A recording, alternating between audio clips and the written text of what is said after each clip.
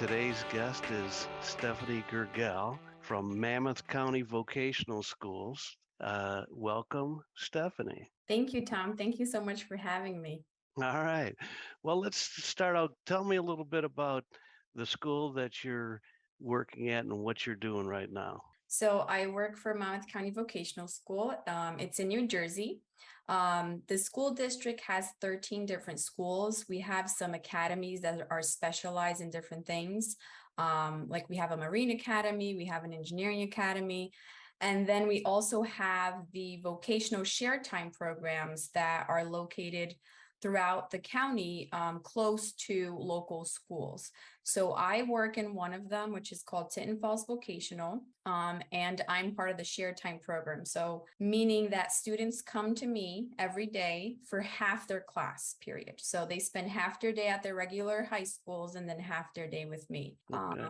And we How have different programs throughout the district for that. that's how far away are the schools? You're in a pretty populated, densely populated area in New Jersey, but how far is the farthest school away that fills into your class? I've actually had students that come as far as like 30 minutes away by bus. Okay. And then my school is located in front of Monmouth Regional High School, so it's a walking distance. Right. Okay. So Yeah. they can come from different spots depending on where they want to go. And you're in an area where you're not far from the Atlantic Ocean, so you have a marine division. That's Yeah. okay. So how many students altogether in the district?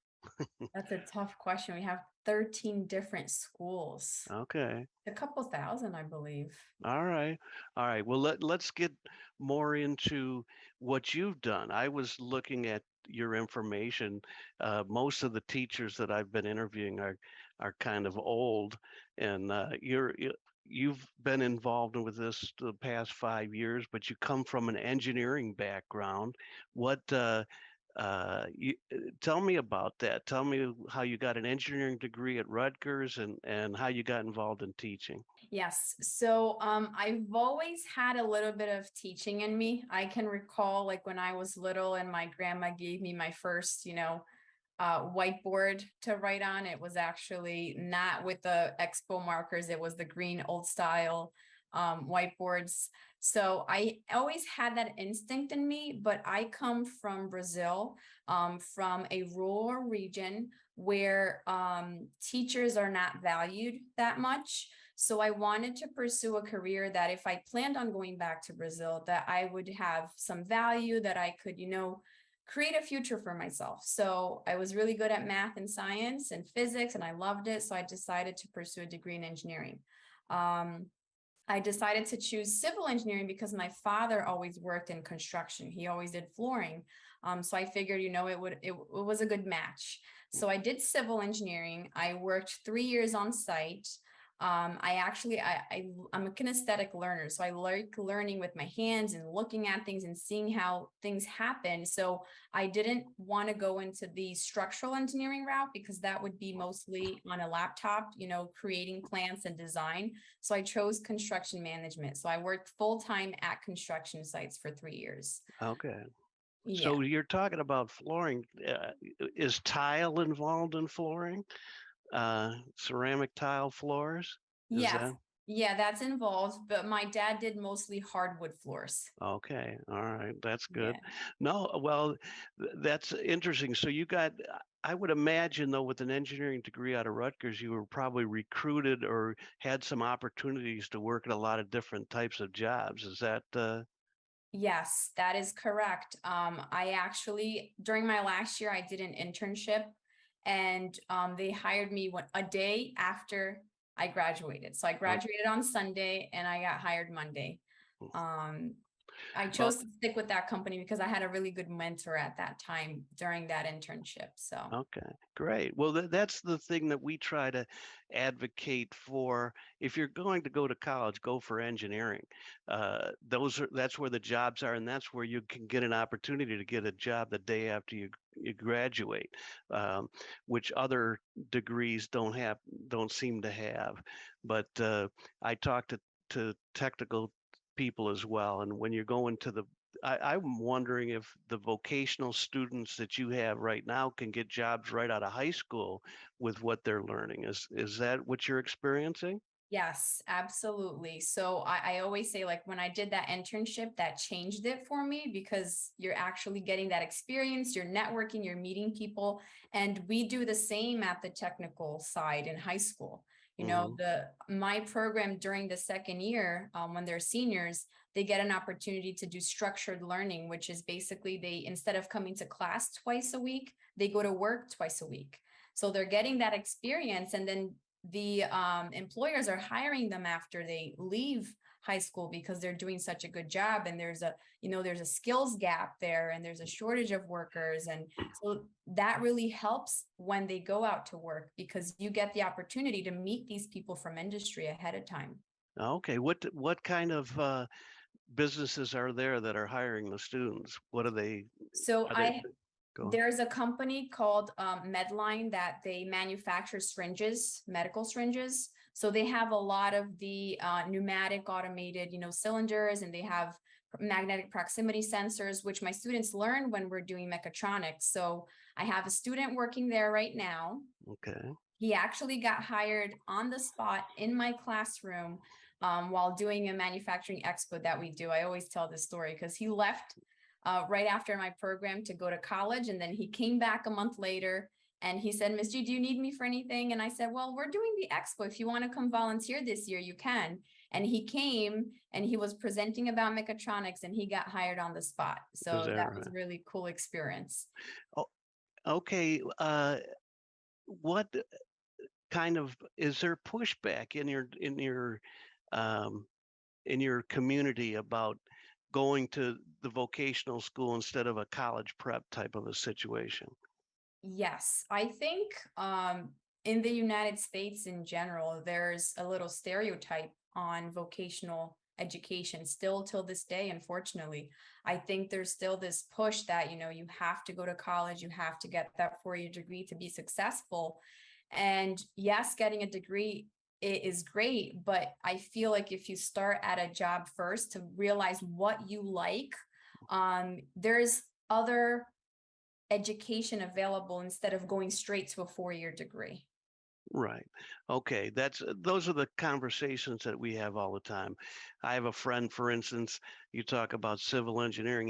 He was working through high school on construction sites and got a job with a construction crew, built one of the big arenas around my neighborhood here, and they wanted him to have a degree. So at night, he ended up going for an engineering degree and got his civil engineering degree. But the fact was, he knew about it well beforehand. Uh, that's the type of things we're talking about now. I'm finding out that high school students are getting jobs in welding, for instance, while they're going to school. You can take one class in CNC programming and get a job as there's a shortage. Are you seeing any students that combine now, for instance, going to Rutgers as well as have taken your classes at the high school level? So my student that is at this company, he's actually going to school right now for mechanical engineering. Okay. And then I have what I like about the manufacturing industry, particularly, which is what we focus on when I teach my program, is that there's so many different types of manufacturing, right? So here in locally, we have a big manufacturing related to electronics. So Hmm. I teach my students soldering, and then they get jobs during high school soldering circuit boards, and then they see a whole other area when they get to that school to work. There's machines, that the robots that program, and a lot of different things happen, not just soldering, but just by having that tiny skill, they're able to get the job and start. And then they can see, okay, do I want to go into that? Do I want to get a degree in electrical engineering, and so on? So Okay. So is there a demand, or do you have room for more students from your area? Could you take more in? So, yes and no. I do have a really big room and a big space, but in order to teach the program I teach, we need equipment, right? I need to train students on equipment. I need machines, and we have a certain budget every year. Perkins grants and things like that. So in order for me to grow my program, which we have been growing it every year slowly, we need to have equipment because there's just a certain amount of students I can put on each machine so that they actually learn that skill. If I have students just, sitting around and watching, they're not getting that hands-on skill. So yes, I have the room, but no, I still need equipment to grow it slowly. Okay, well let's talk about that. This morning I was just at a school that had gotten a grant from SME Foundation, and they went from popsicle sticks to working on mechatronics. And so I'd like to know how you've been doing this program for 5 years and growing it as well. What did Yes. you start out with? So we started out with nothing. We started out with literally nothing. I literally started talking to my students and teaching them about mechanisms using Legos. That's what I Okay. started. And we had a partnership with Festo. So we were learning about their equipment. Festo Didactic is a company that they have, well, they have a manufacturing side where they actually manufacture valves, but then they have a didactic, which is an education side, that they work on curriculum and training equipment. So they have a facility here in New Jersey, right 5 minutes from our school. So we Hmm. partnered with them to learn about their equipment, to start purchasing their equipment in order to be able to grow our program. But we started literally with Legos. Okay, so this partnership start when you were there? Were you part of the starting the partnership? So I wasn't part of the starting the partnership. The partnership was established to enable to start the program. Monmouth County established this partnership with them to get some guidance. And I got hired at the same time. I got hired exactly when the program started. So it was like a building block, one after the other. So Okay, yes, I started, but I wasn't part of the whole articulation that they did to okay. establish that partnership. But they've been with me from the start with all the training, the guidance, the equipment. Okay, so the first year you got some Megatronic trainers and you started your class and then you build it from there, right? So Yes, so yes, how much equipment do you have now compared to, do you have a bigger room? Did you yeah. fill a room? Okay. We actually, the first year that we started this program, it was held inside of the Festo Didactic Facility. The first 2 years, my Really? program was actually inside the facility. Wow. Well, that's Yeah, great that they let you do that. I yeah. know. Okay. It was incredible because the students would all come dressed business casual, they saw the workers around, but that was the way that we can actually get some equipment going because we didn't have anything. Well, and that's a great way to talk about the way you teach soft skills as well as the hard skills. So many students, we take certain courses in math and science or whatever it is, English, but unless you're absolutely doing it, and like you said, dressing business casual and being professional, what a great opportunity. That sounds Yeah. fantastic. I remember that we had an open house where incoming students that were interested could come to talk to us and see what we were doing. And I had students that were in the program, come to answer any questions. And one of the students asked, like, how do you feel about having to dress up every day? And my student went, well, when you dress good, you feel good. And I'll Right. never forget that. When you dress good, you feel good, and when you feel good, good things happen. Yes, That's great. That's really good. So you've got more things and you need more. So yeah. funding, did it come from like Perkins? Is there grants? How did the Yes. funding come along the last few years? The funding is from Perkins grants. We have Okay. someone in the district that goes through and is responsible for all the grants. And we basically do a wish list of equipment every year of what I need, what I want, why, how it aligns to our curriculum. And then that person specifically looks for grants. But most of our equipment was bought through Perkins grants. And then we also have some local people that donate. We had a mechanical bench donated to us by a local family. We have now, I have 3D printers being donated to us by a local. So that's how we're getting our equipment. Okay, besides mechatronics, is there any other things that you'd like to teach, or your program is growing? Are there other instructors involved? How's that going? Yeah, so we teach mechatronics, and with that I teach, isolated topics. I teach fluid power. So we have, hydraulic benches, we have pneumatic benches. I teach AC/DC power, so we have those. We're growing now to get PLCs, so I have some PLC trainers.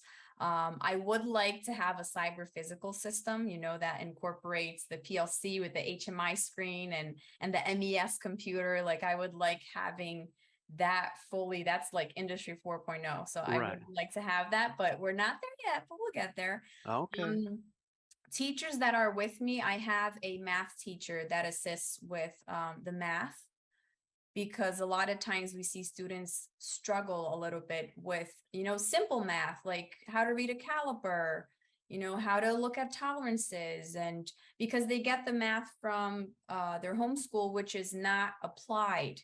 So when they come to us, we want to make sure they get it quickly, but we need a math instructor to help them go transition from that regular math class to more of a technical math. Well, good.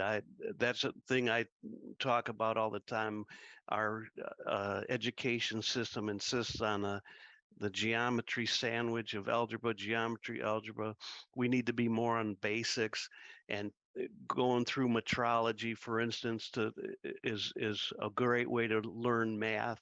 And so the fact that you have that as well is a great opportunity for your students. That sounds good.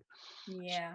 Something that our advisory board from the committee from our community always mentions is, we have people come in after high school and they don't even know how to read a ruler, how to, work with small fractions. So we try to listen to what the community members are saying and our partners from the local industry, so that we can get our students up to speed. And it's amazing how many students do not know how to read a ruler, Right. something Well, that simple.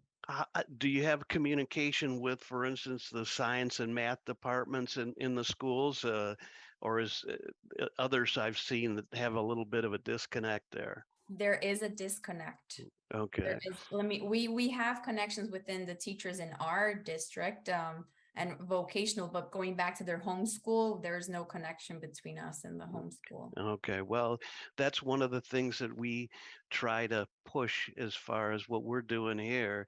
Uh, we had a exhibit. We say demand a technical education, and it's hard as the school system has been set up in 1892 and hasn't been able to change. We've got these things that are doing it, but we're glad that you're working hard and developing students there in that area. So um, I looked and I see you've gone above and beyond. You work with Festo as a partner, but it looks like they're putting you to work as well.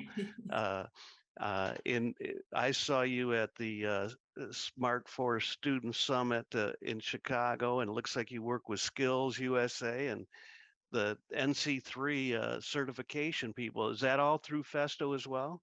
So I do work with Festa with the US Solution Center part-time. So I assist in curriculum there, and that's how I got to IMTS. I was leading that competition at the Student Summit, which was really nice. NC3, I don't work with them through Festo. NC3, I actually started taking the certification courses back in 2019, because they're all aligned with the equipment I teach from Festo. And then I help them with the Intro to Mechatronics curriculum for their certification. The first class that was taught was at Festo here in New Jersey, and they invited me to teach that class.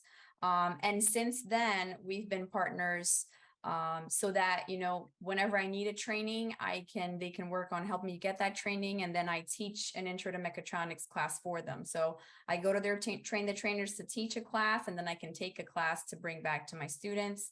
And then we also do some virtual trainings as well. Okay. Well, so you're getting into like this. I mean, education is going more virtual or a combination of two. So how has that worked? How has virtual training worked? Has it been okay? So the virtual trainings for the train the trainers are actually very successful. Before COVID times, I would say I'm not for virtual training, but the train the trainers have work.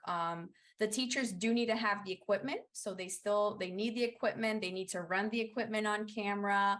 But it's actually been very successful, and it's actually nice that we can partner and share ideas and collaborate with teachers around the country. It makes it easier sometimes than traveling. It's very hard to get PD where you can travel because there's all the expenses that goes along with it, and then you're leaving the classroom. But when it's virtual and you have the equipment, we can still collaborate. So I do think there's a positive in that sense. Okay.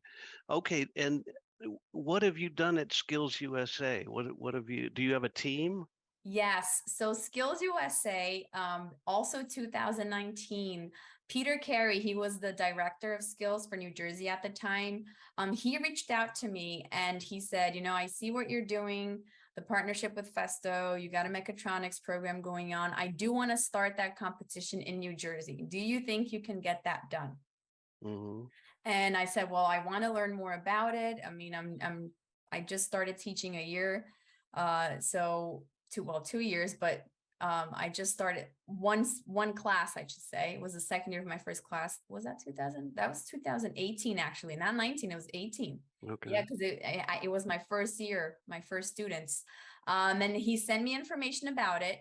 I spoke to my principal and she was like, I think you have too much going on, let's wait for skills one more year. I don't want you to get burned out. And I said, you know what? I really want to do this. Please let me do this. So we ended up talking and we ran a pilot competition. I worked with Festo. It was easy because we were at their building. So they helped me put it all together. We ran it with just my students as a pilot. We had 7 teams because I had 14 students. So they paired in twos and we did it and it was very successful. My students actually the first place they went to nationals. Unfortunately, I didn't go with them that year. I had to go to Germany, but they went and it was great. And then 2019, when we for the school year 2019, 2020, when we were going to run it as for the whole state, COVID happened. Hmm. So then we ran it virtual. We ran it virtual. We only had 2 teams, but it went really well. Um, our first place winners, they won for nationals 3rd place. Um, Wow. and then last year we ran it actually as a competition where we were all in house and we had all the equipment around. And then my students won 1st place and Mm. we went to nationals. So Okay. yeah. And how'd you do at nationals in Atlanta then? You went to Atlanta and Yeah, so I went to Atlanta. We didn't do so well in okay. Atlanta. We don't do electropneumatics, and there was electropneumatics at the national. So, but we did okay. Out of 15, we were 13. So Okay. I said, at least we were there. So we do Right. have a lot to improve in New Jersey. But I'm hoping that this year we'll get there. And Okay. it's been a great journey with Skills USA. I love what they do. It's very exciting.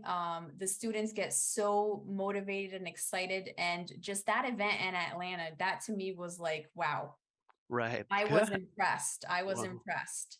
And it's just nice. So I do go around and students that don't have the mechatronics equipment, I volunteer to go after school and train them on the equipment if they want to participate in the competition. So we do that, from January all the way to March because we want to grow the mechatronics competition here in New Jersey.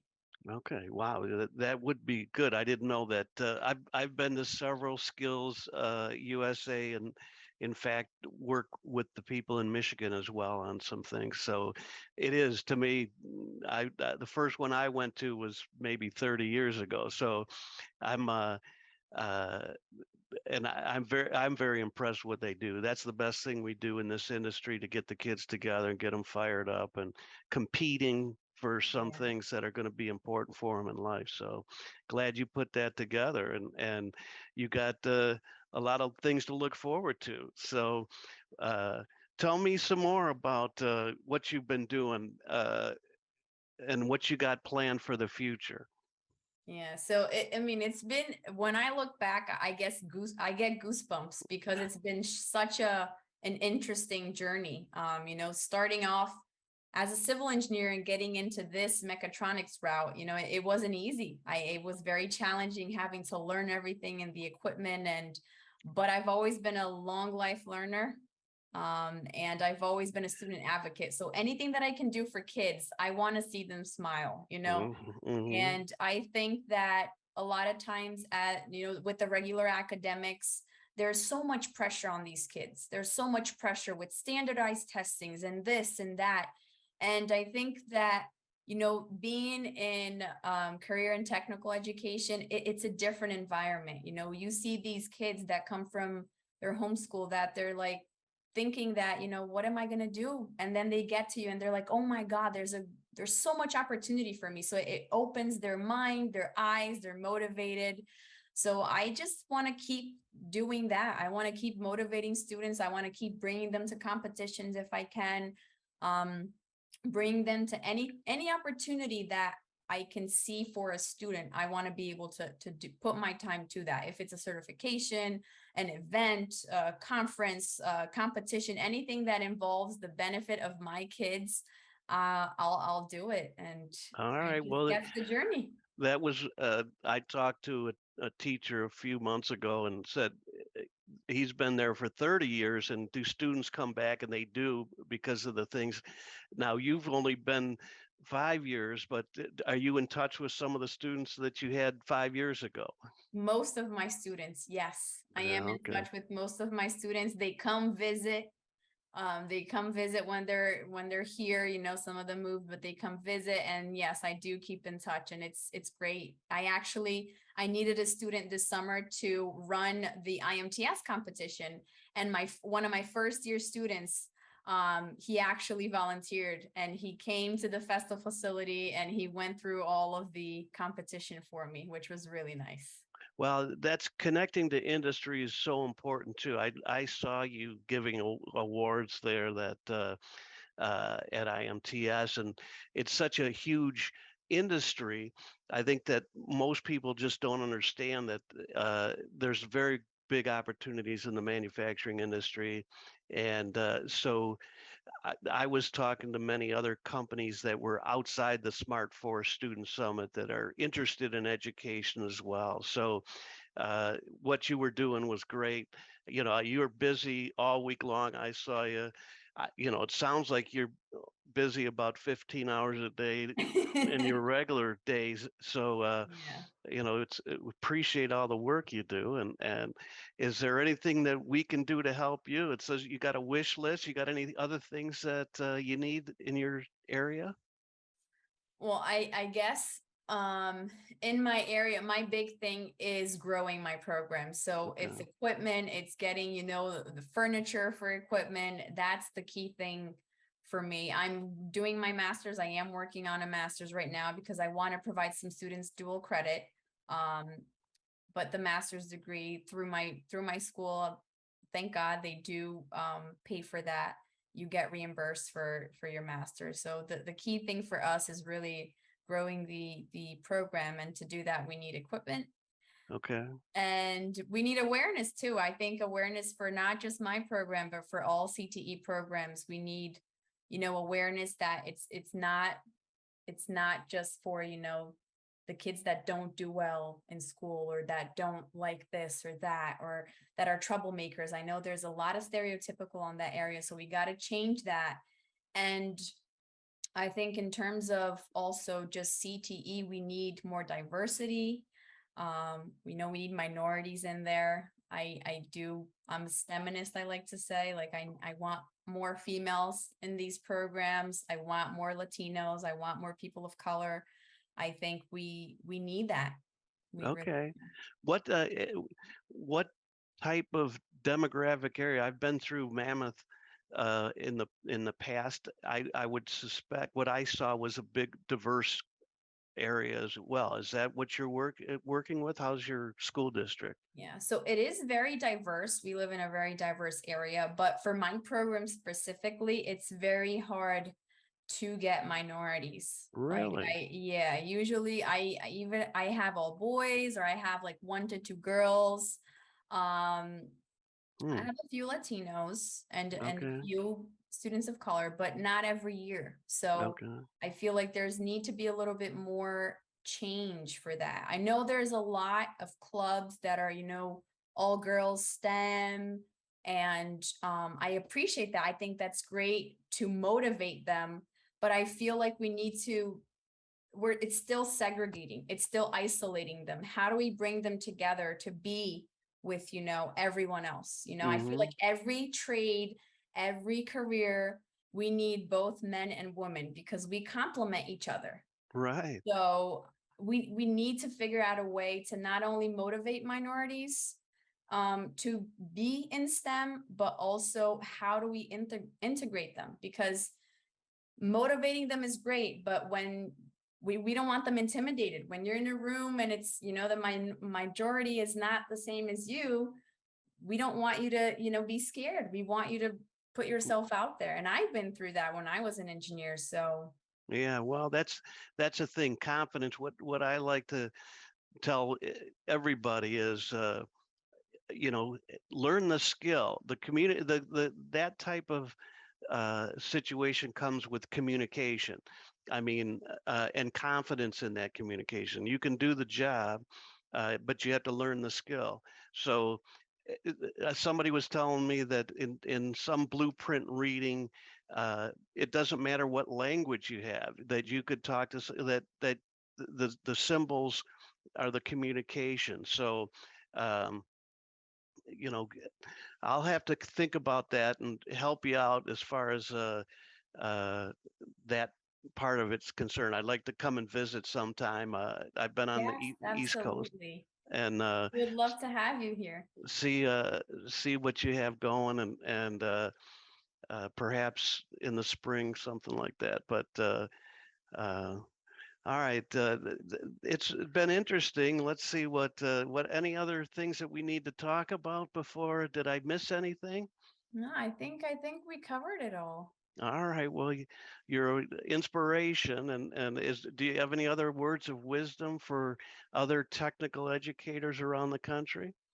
Just, I mean, the best advice I can give to any educator is always think about the students, always be a student advocate, be there for them and put yourself in their shoes. Because a lot of times when we grow older, we forget that we were teenagers, we were in their position, and we're too hard on them. So I think we need to be more caring, more empathetic towards, the younger generation too, because there's a lot of pressure on them from every single direction. So if we can motivate them and inspire them and guide them, through their path, it's definitely going to make a difference in our path too.